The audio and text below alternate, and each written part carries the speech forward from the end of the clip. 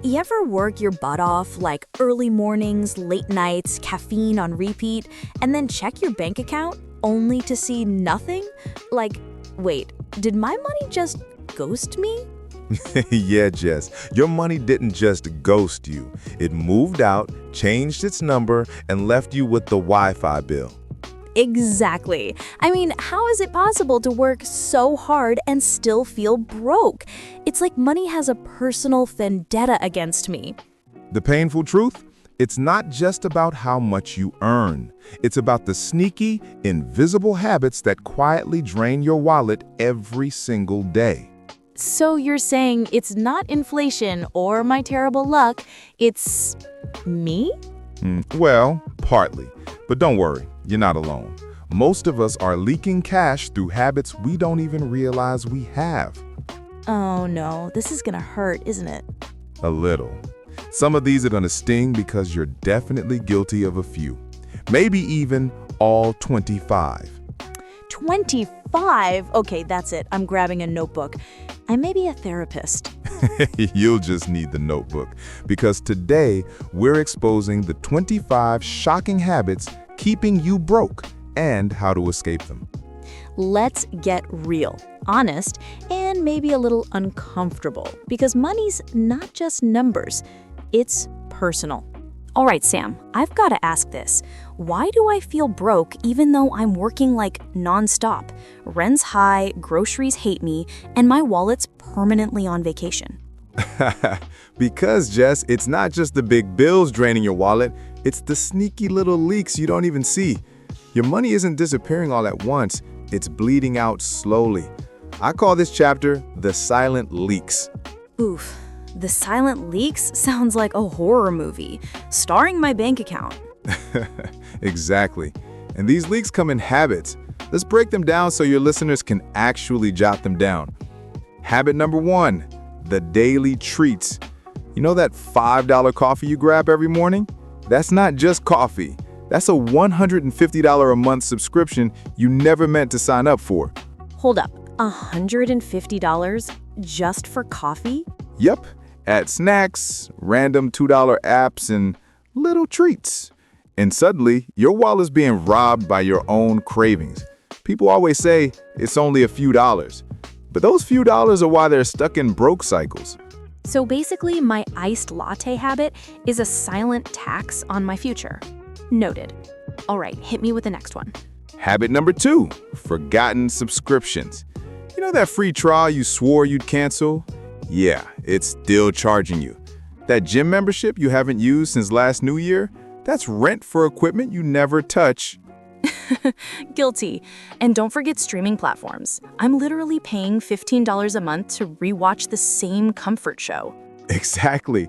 These subscriptions are like termites, small, quiet, but eating your financial house from the inside out. All right, what's habit 3? I'm scared. You should be. Habit number 3, banking fees. These are the silent assassins. You buy a $7 sandwich and boom, the bank adds a $35 thank you fee.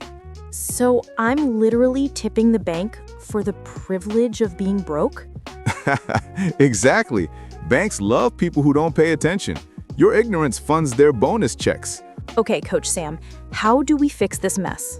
Simple. Do a money audit. Go through your statements line by line. Cancel the subscriptions you don't use. Brew your coffee at home a few times a week. And stop paying the bank to access your own money. So basically, plug the holes and the money stops escaping. Exactly. Most people don't need a raise. They just need to stop donating to financial leaks. All right, so we've plugged the leaks. I feel lighter already. What's next? Now we move from leaks to lies. The next trap is debt, disguised so well that people actually think it's normal. Debt disguised as normal? Oh, this is gonna be juicy. Oh, it is. Coming up next, Chapter 2, Debt Disguised as Normal. Let's talk about habits 4 to 6, the traps that make people think debt is just part of being an adult. Okay, Sam, that first part about silent leaks hit hard. But I know you're not done hurting feelings yet, are you? Not even close, Jess. If the leaks are paper cuts, this next one's a full-blown stab wound. Let's talk about debt. Ah, debt. The friend that always promises, I got you, but later shows up with an invoice and emotional damage. Exactly. Debt is that fake friend you keep forgiving because everyone says it's normal. Society has made it feel like being in debt is just part of adulthood, like taxes or back pain. But it's one of the biggest traps keeping people broke. Let's start with habit 4, using credit cards like free money. Here's the problem. Swiping a card feels good. It's instant dopamine, no pain, no guilt, until the bill shows up. That $200 dinner you promised to handle later is now $350 thanks to interest. Ooh, so the buy now, pay later feeling is actually buy now, panic later. Exactly. Credit cards are psychological warfare, Jess. The system is designed so you lose track of the fact that you're borrowing money with interest that compounds while you sleep. Now, habit 5, the minimum payments trap. This one should come with a warning label. Paying just the minimum sounds manageable, but it's like trying to empty a swimming pool with a straw. That $5,000 balance? Keep paying minimums and you'll be in debt for 10 years and pay back double. So the bank basically says, take your time, we'll just charge you for the privilege. Exactly. It's not a payment plan. It's a profit plan for them. Minimum payments don't help you escape debt. They just help banks afford new office chairs. Then there's habit 6, financing depreciating stuff. We turn luxuries into necessities. Cars, phones, gadgets, we finance everything now. Buy a new car and it loses 10% of its value before you even leave the dealership. Buy the latest phone, and by the time you finish paying for it, the next one's already out. So we're literally paying interest on things that are losing value? Exactly. It's like paying extra to stay broke. Financing depreciating stuff isn't financial progress. It's financial cosplay. You're dressing like wealth while your wallet screams for help. So here's the way out. Treat credit cards like cash. If you can't pay in full, don't swipe. Never fall for minimum payments. That's a hamster wheel. And stop financing things that drop in value faster than your motivation on a Monday. Preach. Because at the end of the day, If you don't own your money, your debt will own you. and that, my friends, is the ugly truth. But don't exhale just yet, because debt isn't the final trap. It's just the setup. Exactly. Once people start earning more, they think they've escaped. But then they fall straight into the next pit, lifestyle inflation. Oh yes, the I got a raise, so now I deserve better everything mentality. Yep, habits 7 to 9 are coming up next. The silent ego traps. Sam, you said debt was the silent killer, but I feel like people get out of debt only to walk right into another trap. Exactly, Jess. The moment most folks get a raise, they catch a disease. Lifestyle inflation syndrome. Sounds fancy, but trust me, it's deadlier than it sounds. Lifestyle what now? Lifestyle inflation syndrome. That's when your paycheck goes up, but somehow you still feel broke. Let's start with habit 7. Upgrading your lifestyle with every raise. You finally get that promotion, boom, you're hyped. But instead of stacking that extra cash, you upgrade everything. New apartment, nicer car, fancier dinners. Before you know it, your new paycheck feels just as tight as the old one. So it's like running on a treadmill, lots of sweat, zero distance? Exactly. You're sprinting hard, but staying in the same financial spot. Every time your income jumps, your expenses leap higher. That's how people keep living paycheck to paycheck, even with bigger checks. Now, habit 8, buying status instead of freedom. The designer sneakers, the latest phone, the luxury watch. Half the time, you're not buying the product, you're buying the flex. So basically, look rich, stay broke. Exactly. Real wealth isn't about what people see you own. It's about the freedom to do what you want. If you're dripping in Gucci but drowning in debt, you don't own luxury. Luxury owns you. Oof, that one hit deep. And finally, habit 9, comparing your purchases to friends and social media. Jess, social media is like the highlight reel of everyone's best moments. Your friend posts a new car, suddenly your Honda feels like a lawnmower. Someone shows off a vacation, now you're booking flights with your credit card feelings. Credit card feelings, that's a real diagnosis. Right? Comparison doesn't just steal joy, it steals your money. You're competing with people's edited lives, not their actual bills. So here's your way out. Make it a rule. Your lifestyle doesn't automatically rise with your income. The moment you earn more, save or invest the difference before you touch it. Basically, hide the money from your treat yourself side. Exactly. And ask yourself every time, am I buying this for me or to impress people who don't even care? Also, unfollow accounts that make you feel broke. Protect your peace. Your freedom's worth more than fake flexes. Man, that's powerful.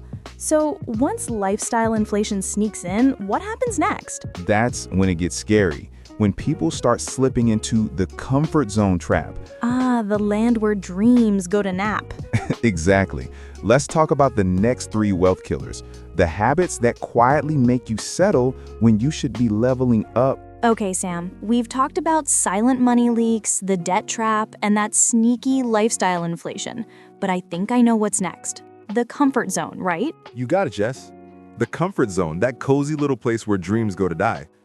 It feels safe, but it's actually one of the deadliest wealth traps. Oof, deadliest wealth trap. I felt that. So why is being comfortable so dangerous? Because comfort tricks you into thinking you're okay when you're actually stuck. Let's break it down habit by habit so everyone listening can check themselves.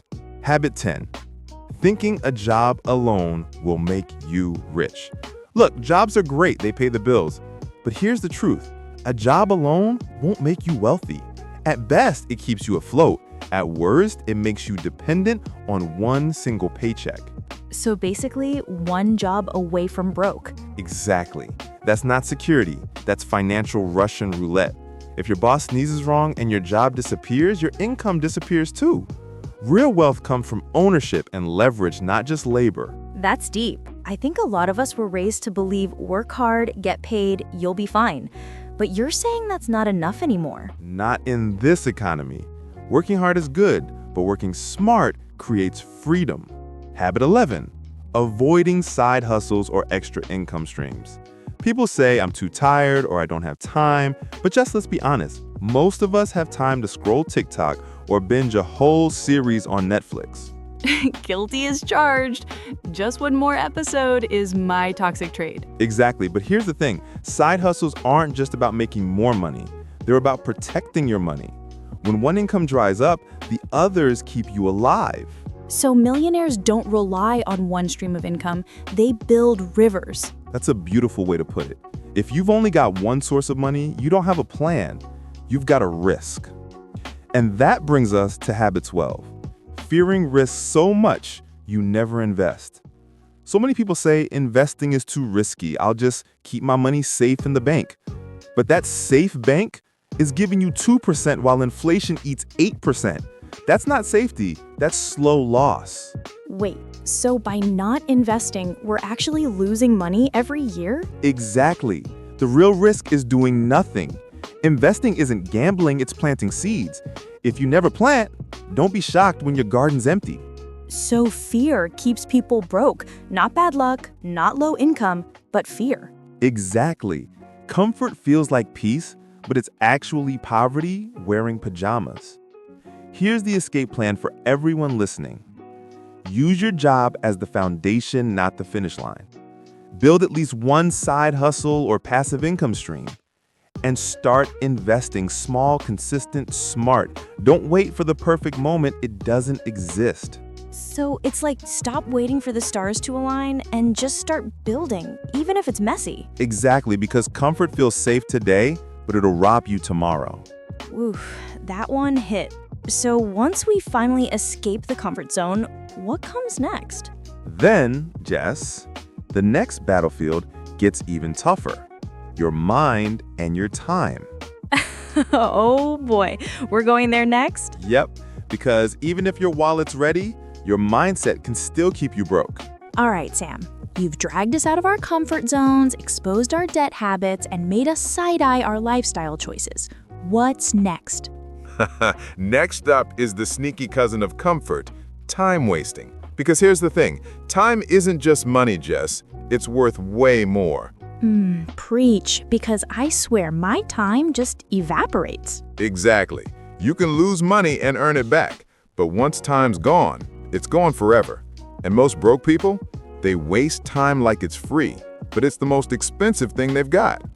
Let's start with habit 13, wasting hours scrolling on social media. You open TikTok just to check something, and suddenly, boom, an hour disappears. Wait, don't come for me like that, Sam. You're describing me right now. We've all been there, but here's the trap. That's not entertainment, Jess. That's theft. Social media companies don't just want your attention, they want your future. That's wild. Like, while I'm watching cat videos, someone else is out there buying property. Exactly. While you're scrolling through memes, someone else is scrolling through investment opportunities. You're watching strangers live their best lives while your own is on pause. Now, habit 14, binge watching instead of building skills. The average person spends 3 to 4 hours every night binging shows. That's over 1,000 hours a year. 1,000 hours? Hold up, that's like a part-time job. Exactly. You could use that time to learn a new language, start a business, master a skill, anything that builds your value. Netflix won't pay your bills, Jess, but skills, they'll feed you for life. Oof, okay, that stung, because I'm out here finishing series instead of finishing goals. We've all done it. The key is balance. A little entertainment's fine. But if you're watching more than you're growing, you're trading your future for episodes. Next, and this one's the biggest lie broke people tell themselves, habit 15, saying I'm too busy to learn about money. Oh, I know people like that. They'll say, I just don't have time for finance stuff. Exactly. They somehow had time to binge a whole season in 2 days, but not 20 minutes a week for a money book or podcast. It's not about time, Jess. It's about priority. So basically, if money's not a priority, staying broke becomes the default? You nailed it. Because what you don't prioritize, you automatically lose. People think financial ignorance is harmless, but it's the most expensive mistake they'll ever make. Here's the fix, and it's simple. Treat your time like gold. Schedule at least 1 hour a day for personal growth, reading, learning, or skill building. Even 30 minutes of replacing scrolling with learning adds up like compound interest. That's so true. Imagine what our lives would look like in 5 years if we invested our time instead of wasting it. Exactly, because time killers don't just kill your day, they strangle your future. So first it was comfort, now time. What's next? Now we get into the core, your beliefs, the money myths you grew up hearing. Oh boy, the money doesn't grow on trees talk. Exactly, because here's the truth. Most of us didn't just waste time, we inherited lies about money from parents, school, and society. Myths like, just save and you'll be fine, or rich people just got lucky. And those myths shape how we think, spend, and earn. Right. They're mental viruses keeping people broke without even realizing it. So next, we're breaking down the biggest money myths and how to finally escape them. Let's do it, because this one sounds personal. All right, Sam. We've talked about how people waste their time like it's free refills at a buffet. But now I can feel you gearing up for something deeper. You're about to go for the mind, aren't you? You know me too well. Yeah, because after you fix your spending habits, the real battle isn't with your wallet, it's with your beliefs. Most people aren't broke because they don't work hard. They're broke because they're carrying old money stories, myths that sound wise, but quietly sabotage them. You mean like those things our parents used to say, money doesn't grow on trees, or just save every penny? Right on the money. Those lines were meant to protect us, but they ended up trapping us. They make us fear money instead of mastering it. Let's start with habit 16. Believing saving is enough. People think saving alone builds wealth, but here's the truth. Saving only keeps you from sinking. It doesn't help you swim. So my savings account isn't the safety net I thought it was? Not quite. Inflation is quietly eating your money while you sleep. That $1,000 in your account today, in a decade, it'll buy what $600 can today. That's not safety, that's slow loss. Wow. So what should people do instead? Make their money work for them. The wealthy don't just save, they invest. They put their dollars to work, so they multiply. If you're only saving, you're parking your future in neutral while everyone else is driving ahead. Okay, that line hurt a little. My money's been on a permanent lunch break. Then it's time to call it back to work. Now, habit 17, thinking rich people are just lucky. This one's sneaky because when you say someone's lucky, you give yourself permission to do nothing. Right, it's like saying they just got a lucky break, so I don't have to feel bad about staying stuck. Bingo. Sure, luck plays a role here and there, but real wealth comes from patterns, smart habits, consistent action, patience over time. Calling it luck is comforting, but it also steals your power. So when I believe it's luck, I'm basically saying I have no control. You nailed it. And that belief keeps people small. The truth is, once you accept that money is built through choices, it's suddenly in your hands. Scary at first, but freeing once you get it. It's like going from it's fate to it's my move. Exactly that.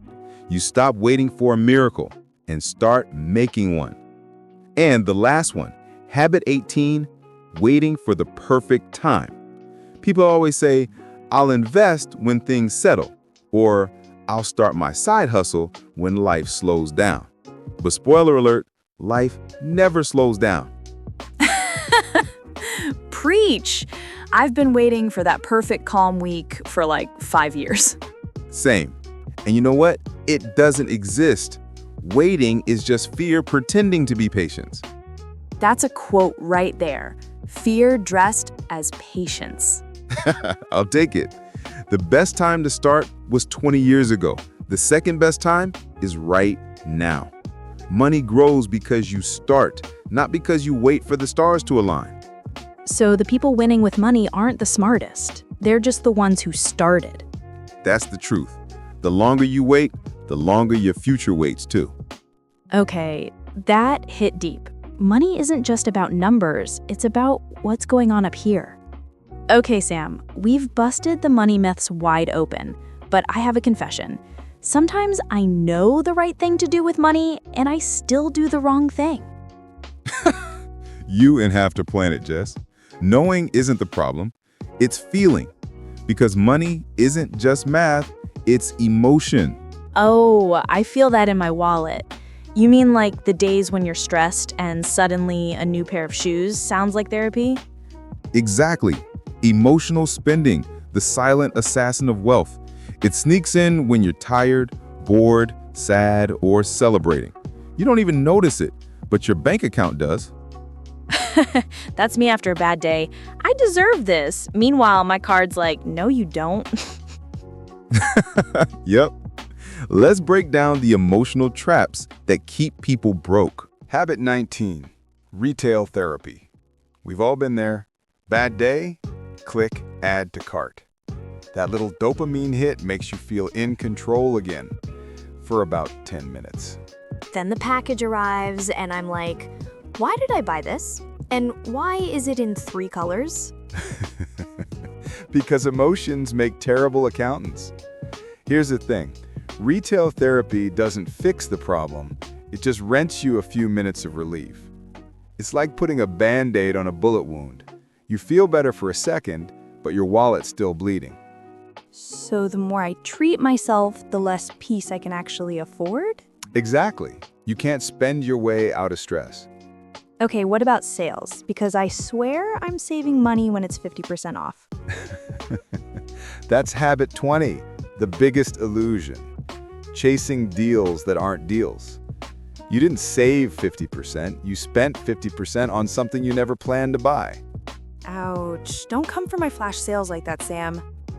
I'm coming for those countdown timers too. Only 3 left. Deal ends in 5 minutes.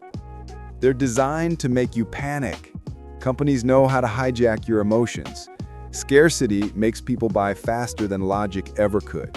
So it's not a deal if the price tag feels like an emergency. Exactly.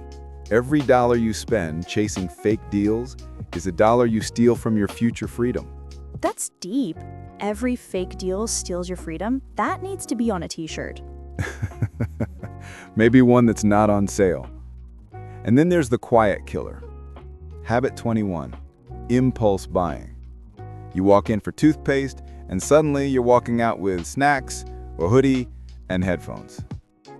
Why did you just describe my last grocery trip? Because it's everyone's story. That's how small leaks turn into big holes in your finances. Broke people buy on impulse. Wealthy people buy on purpose. So basically, if my shopping list says toothpaste, I shouldn't come home with a whole lifestyle. Bingo. A budget is your shield against your emotions. Without it, every aisle becomes a trap. Here's the fix.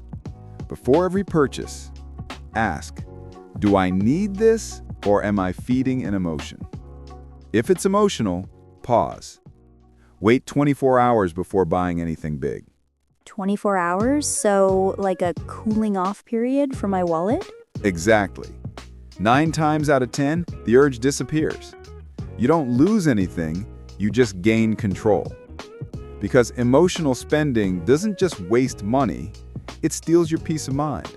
And peace is the real luxury. That's the truth. You know what's crazy? Sometimes it's not even me making bad money moves. It's the people around me. Oh, here we go. Like when friends guilt trip you into spending, or family expects you to bail them out, or you feel bad saying no. Yep. Because money isn't just emotional, it's relational.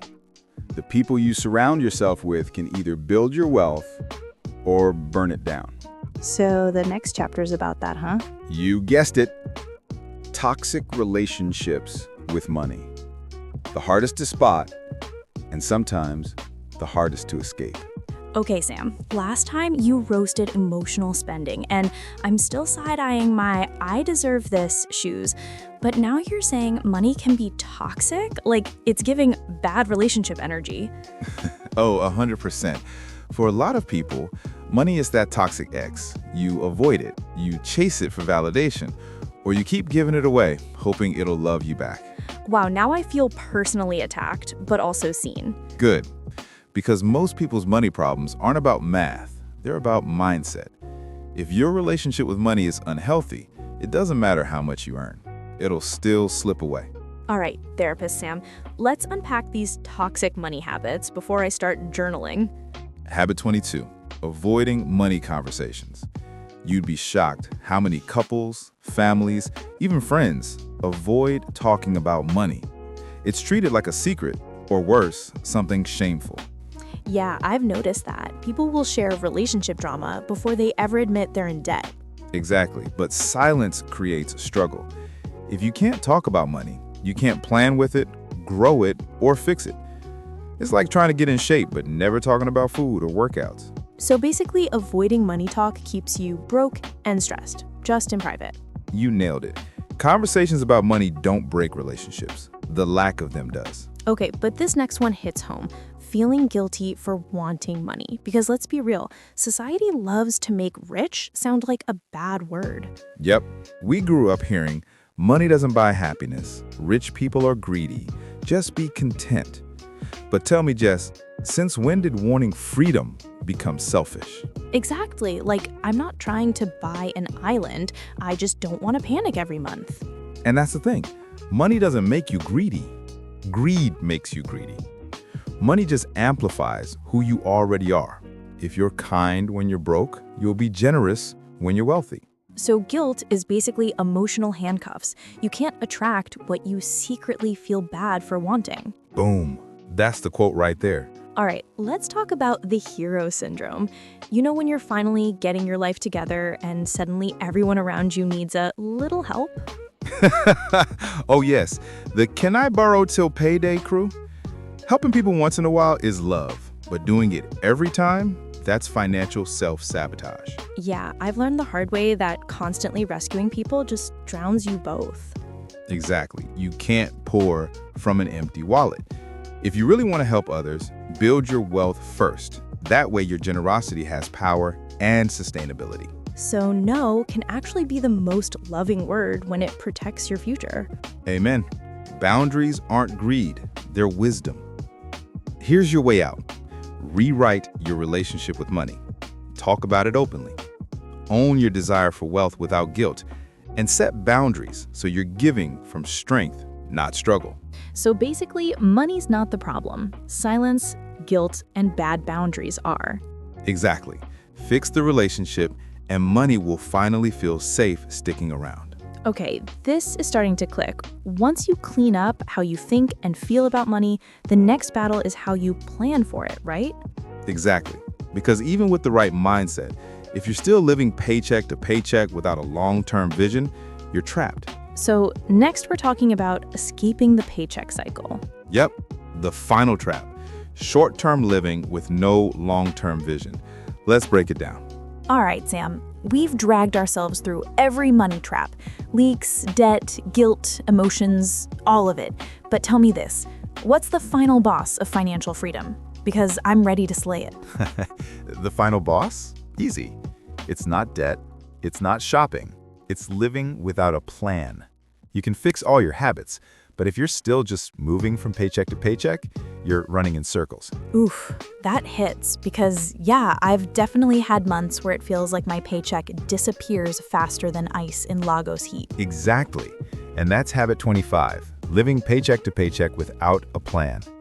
Most people work so hard just to stay afloat. They pay bills, enjoy a little weekend fun, and then start the cycle all over again. But if every dollar you make already has somewhere to go, you're not building wealth, you're surviving. So you're saying I'm working hard but not forward. Exactly. Survival mode feels like movement, but it's really just spinning the same wheel. No direction, no growth, just exhaustion. Oof, that's the hamster wheel life, huh? Running fast but never arriving. That's it. And the only way off that wheel is to build what I call an escape plan, shifting from survival habits to wealth habits. All right, Sensei, let's hear it. What's the first step? Step 1, budgeting. Not to restrict you, but to direct you. Every dollar should have a job that builds your freedom. When you know where your money is going, you're finally the boss, not the employee of your own paycheck. Okay, that actually sounds empowering. So it's not, I can't spend, it's I choose where my money goes. Exactly. Step 2, invest early. Don't wait for the perfect moment. It doesn't exist. Compound growth rewards the consistent, not the perfect. The sooner you start, the easier the climb. Right, because the best time to plant a money tree was 10 years ago, but the second best is right now. You're catching on fast. Step 3, multiple income streams. Your job is your foundation, but it shouldn't be the whole house. Build extra streams, side hustles, online income, investments. That's how you create security and freedom. Okay, I love that visual. Like my 9-to-5 is the ground floor, but the penthouse comes from my side projects. Exactly. And finally, financial discipline. Wealth isn't about how much you make, it's about how much you keep and grow. Small, consistent, boring decisions turn into big, exciting results. So it's not the flashy stuff that builds wealth, it's the quiet stuff done every single day. Perfectly said. Okay, Sam, give us that final mic drop moment. What's the one truth people need to take away from all of this? Here it is. Money is a tool, not a master. You're not broke because of fate. You're broke because of habits. But habits can change. Oof. Say that again for the people in the back. Change your habits, and you change your story. Don't let today's paycheck define tomorrow's freedom, because the life you dream of isn't waiting for luck. It's waiting for you to build it. That's beautiful. So this isn't the end of the story, it's the beginning of a new one. Exactly. The one where you stop surviving and start designing your financial future. Well, there you have it, folks. 25 habits that keep millions broke and the mindset to escape them. If this episode hit home, go back, re-listen, take notes, and most importantly, start acting. Because awareness is the first step, but action is the one that changes everything. All right, 25 habits, Sam. I feel like I've been through money therapy, financial rehab, and a comedy roast all at once. That's the goal. We expose the truth, we laugh through the pain, and we walk out richer in mindset. So now I've got to ask, which habit are you guilty of? Come on, be honest. Because I know I'm not the only one who's helped their money back. Oh, everyone's guilty of at least one, and that's okay. Awareness is the first step to escaping. Exactly. So drop yours in the comments. Let's see who's ready to face the truth. And hey, if you're serious about breaking those financial chains, hit that subscribe button. Because here on MoneyFrame Podcast, We don't just talk money, we break money myths we laugh about them. and we get rich in the process. Boom! That's the energy. I'm Jessy, And I'm Sam. and this is MoneyFrame Podcast. See you in the next episode.